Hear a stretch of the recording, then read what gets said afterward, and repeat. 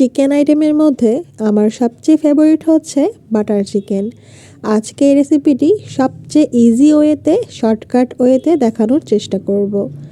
আর যাতে সবাই খুব বাসায় থাকা ইনগ্রেডিয়েন্টস দিয়ে খুব ইজিলি এটা তৈরি করে ফেলতে পারে, আজকে সেই উপায়ে আপনাদের সাথে এটা শেয়ার করছি। প্রথমে এখানে দিয়ে নিচ্ছি চিকেন, আর আমি চিকেনটাকে একটু ভালোভাবে কিউব করে কেটে নিয়েছি। আর দিয়ে দিচ্ছি এখানে টক দই, আর টক দই দেওয়ার পর এখানে আদা রসুন বাটা দিয়েছি 1 টিস্পুন, স্বাদ মতো লবণ, আর দিয়েছি 1 টিস্পুন মরিচের গুঁড়া। আপনারা চাইলে কাশ্মীরি মরিচের গুঁড়াটা ইউজ করতে পারেন। তারপর দিয়েছি 1 টিস্পুন সরিষার তেল, আর দিয়েছি সামান্য গরম মশলা। টক দই, সরিষার তেল সব মশলার সাথে এখন খুব ভালোভাবে এটাকে মিশিয়ে নিয়ে খুব ভালোভাবে ম্যারিনেট করে রেখে দিতে হবে 10 থেকে 15 মিনিটের মতো।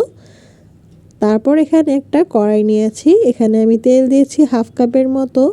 এখন এই মাংসের কিউবগুলা অথবা চিকেন টিক্কাগুলা ভালোভাবে ভেজে নিব।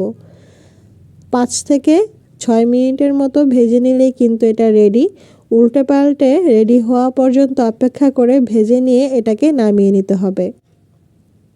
বাই দ্য ওয়ে, যারা ফার্স্ট টাইম আমার চ্যানেলটি ভিজিট করছেন, ভালো লাগলে চ্যানেলটি সাবস্ক্রাইব করে রাখুন, সেই সাথে বেল আইকনে ক্লিক করে রাখুন নোটিফিকেশনের জন্য।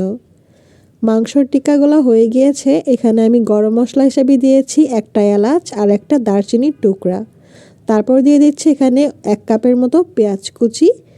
পেঁয়াজ কুচিটা খুব ভালোভাবে ভেজে নিচ্ছি। তারপর এখানে অ্যাড করে দিচ্ছি 2টা টমেটো কিউব করে কেটে নিয়েছি। অবশ্যই একদম পাকা টমেটো হতে হবে। আর পেঁয়াজটা কিন্তু একদম পুড়ে পুড়ে ভাজার কোনো প্রয়োজন নেই। মোটামুটি ভাজা হয়ে গেলে এখানে টমেটোটা অ্যাড করে দিতে পারেন। তারপর নরম হওয়ার জন্য, সিদ্ধটা ভালোভাবে হবে সেজন্য এখানে স্বাদ মতো লবণ অ্যাড করে দিচ্ছি। তারপর সব কিছু একসাথে ভালোভাবে মিশিয়ে এখানে দিয়ে দিচ্ছি মরিচের গুঁড়ো 1 টিস্পুন, আদা রসুন বাটা এখানে দিয়ে দিচ্ছি 2 টেবিল স্পুনের মতো, আর দিয়ে দিচ্ছি 1 টিস্পুনের মতো গরম মশলার পাউডার। এখানে কিন্তু কোনো ধরনের হলুদ অথবা ধনিয়ার গুঁড়া দেওয়ার কোনো প্রয়োজন নেই। তারপর সব কিছু একসাথে ভালোভাবে মিশিয়ে নিচ্ছি।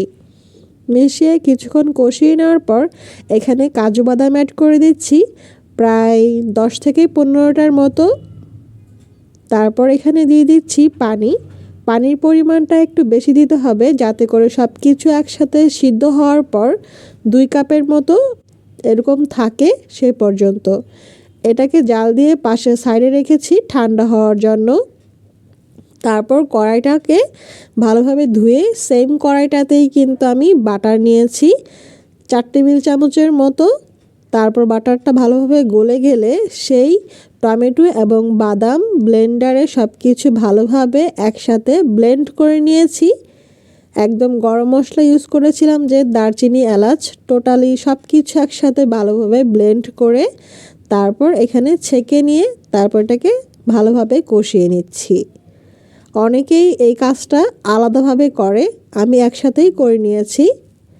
আর আপনারা যদি ব্লেন্ডারে খুব ভালোভাবে স্মুথলি একটু সময় নিয়ে এটাকে ভালোভাবে ব্লেন্ড করে নেন তাহলে কিন্তু খুব সুন্দরভাবে এটা ব্লেন্ড হয়ে যাবে। কিছুক্ষণ রান্না করার পর চিকেন টিক্কা অ্যাড করেছি। টিক্কাটা অ্যাড করার পর কিছুক্ষণ রান্না করেছি। তারপর কিন্তু এখানে দিয়ে দিয়েছি ক্রিম।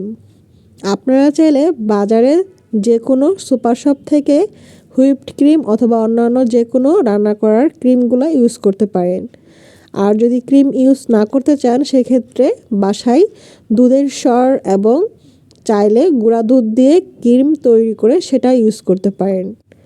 এটা কিন্তু ক্রিম ইউজ করার পর একদম 2 মিনিট রান্না করার সাথে সাথেই কিন্তু রান্নাটা কমপ্লিট। বাটার চিকেন পরিবেশন করার জন্য এরকম একটা কড়াই নিয়েছি, সেখানে চিকেনগুলো দিয়ে উপর দিয়ে সামান্য ক্রিম এভাবে ছড়িয়ে দিয়েছি, দেখতে ভালো লাগবে সেজন্য। আজকের বাটার চিকেনটা খুব সহজ ওয়েতে দেখানোর চেষ্টা করেছি, আশা করছি আপনাদের ভালো লেগেছে।